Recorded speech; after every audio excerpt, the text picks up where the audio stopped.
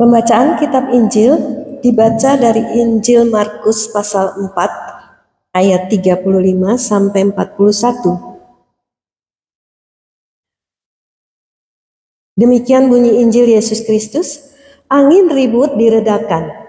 Pada hari itu, waktu hari sudah petang, Yesus berkata kepada mereka, "Marilah kita bertolak ke seberang." Mereka meninggalkan orang banyak itu lalu bertolak dan membawa Yesus beserta dengan mereka dalam perahu di mana Yesus telah duduk dan perahu-perahu lain juga menyertai dia. Lalu mengamuklah taufan yang sangat dahsyat dan ombak menyembur masuk ke dalam perahu sehingga perahu itu mulai penuh dengan air. Pada waktu itu Yesus sedang tidur di buritan di sebuah tilam. Maka murid-muridnya membangunkan dia dan berkata kepadanya, "Guru, engkau tidak peduli kalau kita binasa?" Ia pun bangun, menghardik angin itu dan berkata kepada danau itu, "Diam, tenanglah." Lalu angin itu reda dan danau itu menjadi teduh sekali. Lalu ia berkata kepada mereka, "Mengapa kamu begitu takut? Mengapa kamu tidak percaya?" Mereka menjadi sangat takut dan berkata seorang kepada yang lain, "Siapakah gerangan orang ini sehingga angin dan danau pun taat kepadanya?" Demikian pembacaan Injil Yesus Kristus. Berbahagia kita yang memelihara firman Allah di dalam kehidupan kita. Haleluya. Iman dan ketakutan. Bapak, Ibu, dan saudara yang terkasih, setiap orang, siapapun dia, termasuk orang Kristen, akan merasa takut ketika berhadapan dengan masalah yang tidak bisa diatasinya atau sesuatu yang dianggap mengancam dirinya. Anak saya baru saja menjalani operasi laparoskopi untuk kista di perutnya. Sebelum menjalani operasi itu, dia ketakutan sekali, ya. Operasi ini sesuatu yang baru buat dia. Dia stres sampai tidak bisa tidur. Padahal sebelumnya dia sudah pernah menjalani operasi gigi. Tapi begitulah manusia, saudara-saudara, berhadapan dengan sesuatu yang dianggap mengancam dirinya. Dia akan takut. Takut adalah sesuatu yang wajar dialami oleh manusia. Tetapi takut sampai kita kehilangan iman tidak dikenan oleh Tuhan. Perhatikan saudara-saudara, Tuhan tidak berkenan jika kita ini takut sampai kehilangan iman. Sebab itu kita harus tahu apa saja yang mesti kita lakukan, apa saja yang mesti kita siapkan, supaya kita ini tidak kehilangan iman dan dikuasai ketakutan di tengah pergumulan hidup kita masing-masing. Agar kita tidak kehilangan iman dan tidak dikuasai ketakutan, maka pertama kita harus berserah dan menantikan waktunya Tuhan bertindak. Bapak, Ibu, dan saudara yang terkasih, di dalam pembacaan Markus 4 ayat 35 sampai 41 di situ diceritakan setelah Tuhan Yesus melakukan pelayanan dan mengajar orang banyak, Tuhan Yesus lalu mengajak murid-muridnya naik ke perahu untuk menyeberangi tempat berikutnya. Ketika naik perahu, datanglah angin taufan. Yang datang ini bukan sekedar angin kencang saja loh ya. Tapi angin taufan yang sangat dahsyat. Alkitab menyebut kalau angin taufan itu mengamuk, ya. Jadi saudara bayangkan situasinya saat itu. Angin yang dahsyat lalu mengamuk di danau yang besar itu. Angin itu membuat ombak menjadi gelombang yang tinggi dan membuat air masuk ke dalam perahu. Saudara tahu apa yang terjadi kalau air sudah mulai masuk ke dalam perahu? Kalau angin makin kencang, ombak makin tinggi, air makin banyak yang masuk ke dalam perahu, murid-murid kehabisan tenaga untuk membuang airnya, maka tinggal menunggu perahu itu tenggelam. Ya. Sudah tenggelam, lalu dikelilingi dengan angin ribut yang mengamuk. Tidak masalah kalau perahu itu dikelilingi air sebanyak apapun. Yang penting airnya itu tidak masuk ke dalam perahu. Maka ketika air mulai masuk dalam perahu, murid-murid mulai panik karena mereka bisa tenggelam dan kemudian mati. Ketika itulah mereka ingat Yesus yang sedang tertidur lelap di buritan kapal. Lalu mereka membangunkan Yesus dan mereka berkata, "Guru, Engkau tidak peduli kalau kita binasa. Yesus, Kau tidak peduli kalau kita mati?" Perhatikan perkataan murid-murid tadi, saudara. Engkau tidak peduli kalau kita mati. Murid-murid ini bukannya sedang mempersoalkan, ya, kalau Yesus itu tidak menolong mereka. Karena yang ada di dalam pikiran mereka, Yesus itu tidak mungkin punya kuasa untuk meneduhkan angin badai. Kalau menolong orang sakit, menolong orang yang kerasukan, kalau mengajar, ya Yesus sangat berkuasa. Tapi menghadapi angin badai, mereka belum pernah melihat Yesus menghadapi angin badai. Maka murid-murid merasa aneh. Kok Yesus bisa tidur di tengah badai? Apa Yesus ini gak takut mati tenggelam? Saudara, kenapa ada sikap yang berbeda di antara murid-murid dan Yesus saat menghadapi badai? Murid-murid ketakutan luar biasa dengan badai itu, sementara Yesus bisa tidur. Bapak, Ibu, dan saudara yang terkasih, sikap Yesus saat badai menerjang adalah sikap orang yang berserah kepada Allah. Yesus tidak takut badai, Yesus tidak takut juga kematian. Rasa percaya Yesus itu lebih besar dari rasa takutnya.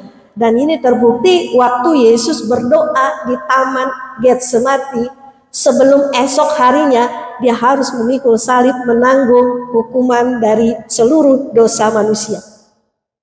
Saat di Getsemani adalah saat yang paling menakutkan buat Yesus, bukan saat ketika perahu yang ditumpanginya itu diterjang badai. Yang paling menakutkan buat Yesus adalah ketika dia itu terpisah dari Allah dan menjadi orang berdosa yang menanggung hukuman di dalam neraka. Itulah yang menakutkan Yesus. Tapi saudara, yang paling menakutkan pun tetap dihadapi dengan iman. Rasa percaya Yesus itu lebih besar daripada rasa takutnya. Sementara murid-murid Yesus yang masih bersama Yesus justru takut dengan badai yang mengancam mereka. Menurut saudara, ya, seandainya murid-murid tidak membangunkan Yesus, apakah Yesus tetap tertidur di buritan? Apakah angin dan badai itu bakal berhenti? Saudara, mungkin saja Yesus tetap tidur, tapi badainya berhenti mengamuk. Atau Yesus tetap bangun dengan sendirinya, tanpa perlu dibangunkan, ya, dan meneduhkan angin badai itu. Apapun yang terjadi, apapun yang Yesus lakukan, ujungnya tetap sama, saudara. Badai itu pasti berhenti mengamuk, dan tidak akan menenggelamkan perahu itu berserta dengan segala isinya. Kenapa? Karena murid-murid dan Yesus sendiri belum waktunya mati. Yesus masih harus menanggung dosa manusia dan murid-murid masih harus memberitakan Injil. Jadi Bapak, Ibu, dan saudara semua, hidup kita ini sudah ada yang mengatur. Amin. Rezeki jodoh kita sudah diatur Tuhan. Kapan kita lahir, kapan kita meninggal sudah diatur. Kalau belum waktunya mati, kita tidak akan mati. Jadi masalah sebesar apapun seharusnya tidak membuat kita takut sampai kehilangan iman. Nah, karena hidup kita ini diatur oleh Tuhan, Sang Penguasa waktu dan kehidupan, maka yang perlu kita lakukan adalah berserah saat menghadapi badai hidup. Kita tetap bekerja, kita tetap berdoa sambil menantikan waktunya Tuhan untuk bertindak. Menantikan Tuhan harus dengan penuh iman. Rasa percaya kita itu harus lebih besar dari rasa takut kita terhadap masalah apapun. Nah, menanti Tuhan itu berarti berserah kepada kehendak Tuhan. Kita nggak perlu atur Tuhan, kita tidak perlu dikte Tuhan. Tuhan, harusnya tuh gini-gini, mestinya begitu-begitu. Ingat saudara, Tuhan itu maha tahu. Tuhan maha tahu segala-galanya. Kalau kita itu sok tahu, ya. Kita manusia ini banyak sok tahunya, padahal kita nggak tahu segala-galanya. Kita ini terbatas. Kalau kita mau sungguh berserah pada kehendak Tuhan, kita percayakan saja hidup kita ini kepada Tuhan. Masalah sebesar apapun, pasti ada jalan keluarnya kalau kita bersama Tuhan, saudara. Yesus yang harus mati menanggung hukuman dosa manusia di neraka saja, bisa keluar dari neraka, bisa bangkit dari kematian. Itu luar biasa sekali, tidak terpikirkan oleh kuasa gelap. Allah bisa menciptakan jalan keluar yang tidak terduga oleh pikiran kita.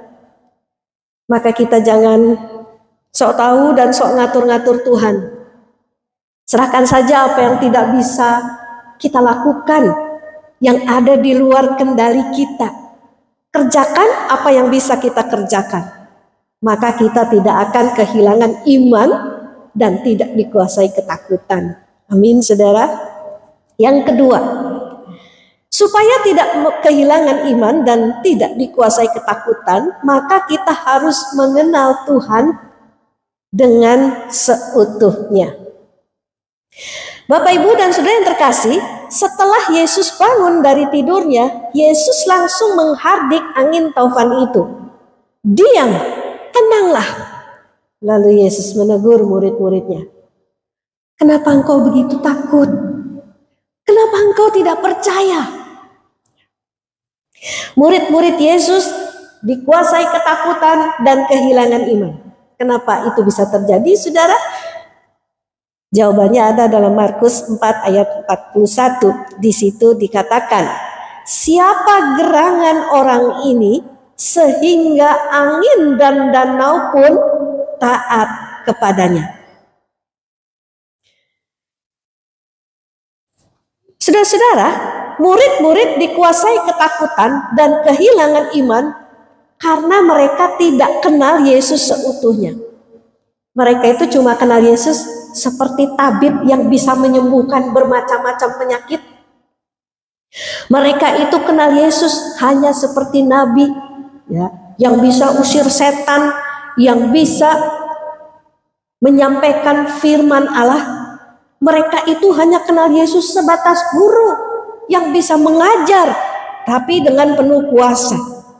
Tapi sebagai Tuhan atas alam semesta, wah, mereka nggak tahu dan nggak kenal Yesus yang seperti itu.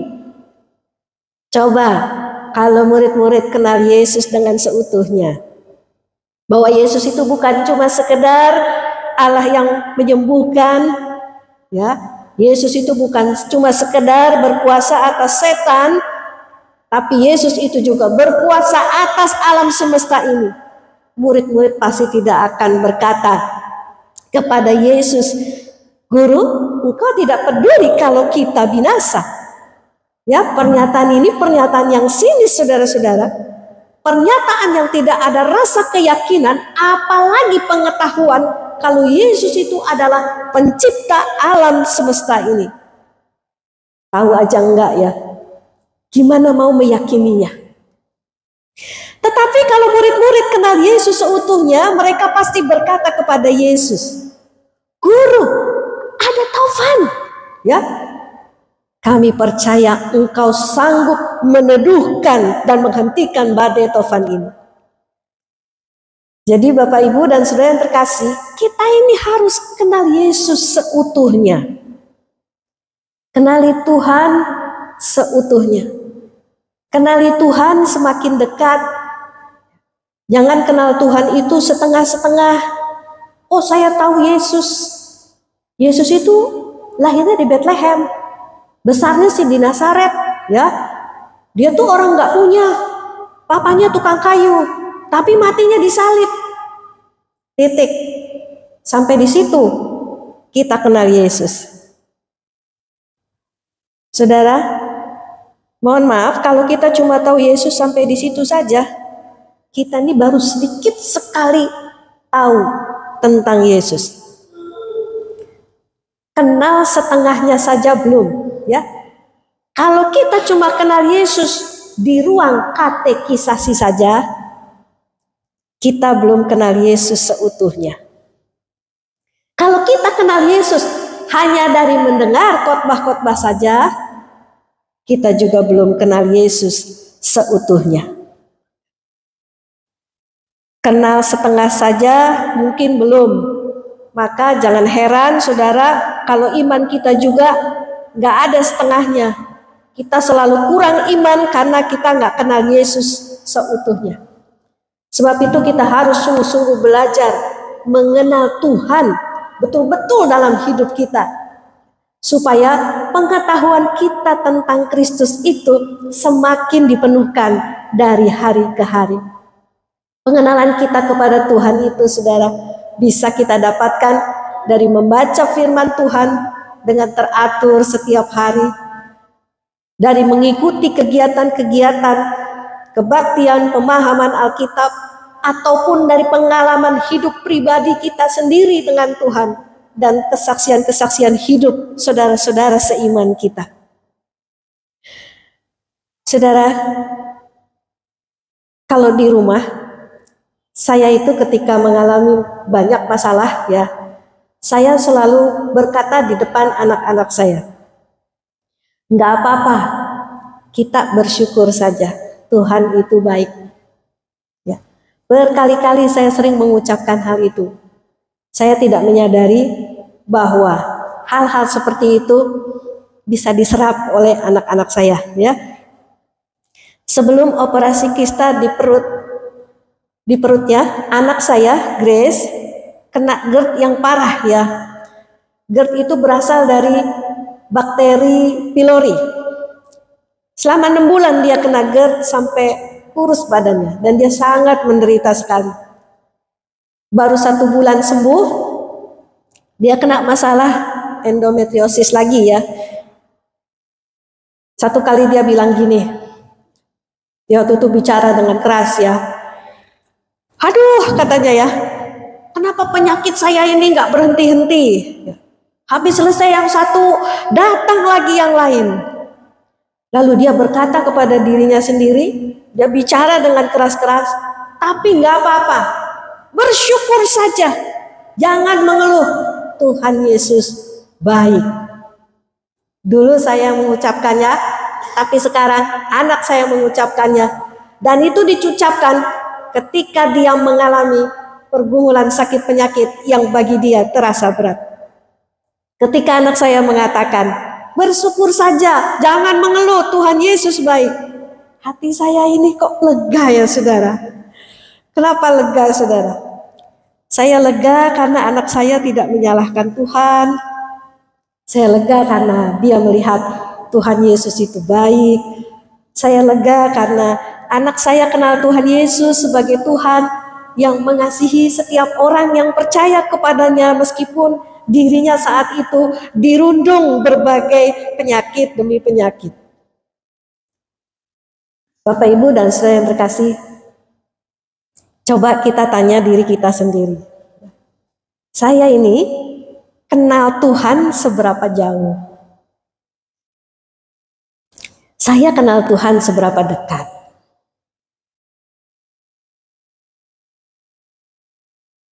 Pernah ada anak remaja curhat sama saya. Dia bilang, aduh saya takut banget sama setan katanya ya. Saya bilang, kenapa kamu takut sama setan? Kalau kamu sebut nama Yesus saja dengan penuh iman, setan itu takut sama kamu. Kamu hanya bilang, dalam nama Yesus, pergi dari hadapan saya, maka dia nggak berani lagi sama kamu. Sedekat itu loh kamu sama Tuhan. Kalau kamu kenal Tuhan, kalau kamu tahu ada kuasa di dalam namanya, kalau kamu tahu dengan iman kamu bisa menggunakan nama itu, maka kamu tidak akan mengalami gangguan-gangguan dari kuasa gelap apapun. Bapak, Ibu, dan saudara yang terkasih, seringkali kita ini tidak kenal Tuhan kita dengan seutuhnya, sehingga kita mengalami rasa takut yang besar ketika menghadapi berbagai hal dalam hidup kita. Makin kita kenal Tuhan, makin dekat juga kita kepada Tuhan. Dan kalau kita mau mengenal Tuhan dengan sungguh-sungguh, firman Tuhan menjanjikan kepada kita bahwa Tuhan itu akan menunjukkan dirinya kepada kita. Kita lihat Hosea pasal 6 ayat yang ketiga. Hosea pasal 6 ayat ketiga, mari kita baca ayat ini bersama-sama. 1, 2, 3. Marilah kita mengenal dan berusaha sungguh-sungguh mengenal Tuhan. Ia pasti muncul seperti fajar. Ia akan datang kepada kita seperti hujan pada akhir musim yang mengairi bumi. Kalau kita ingin sungguh-sungguh mengenal Tuhan, firman Tuhan berjanji bahwa Tuhan itu tidak akan menyembunyikan dirinya, sehingga dia itu sulit untuk kita kenal. Tuhan pasti akan menunjukkan dirinya dan menuntun kita untuk mengenalnya. Sepasti pagi yang datang setiap hari, sepasti itu juga Tuhan akan mengenalkan dirinya kepada kita. Mari kita mohon di dalam doa-doa kita agar Tuhan menolong kita untuk mengenalnya semakin dekat. Tuhan, aku mau mengenal-Mu secara pribadi dalam hidupku. Tolong aku mengenal jalan-jalan-Mu. Tolong aku mengenal ajaran-Mu. Tolong aku mengenal kehendak-Mu. Kiranya Tuhan menolong kita untuk semakin mengenal Dia dengan seutuhnya, sehingga kita dapat berserah, menantikan Tuhan bertindak di tengah segala pergumulan hidup kita. Dan kita tidak kehilangan iman, tidak dikuasai oleh ketakutan. Amin.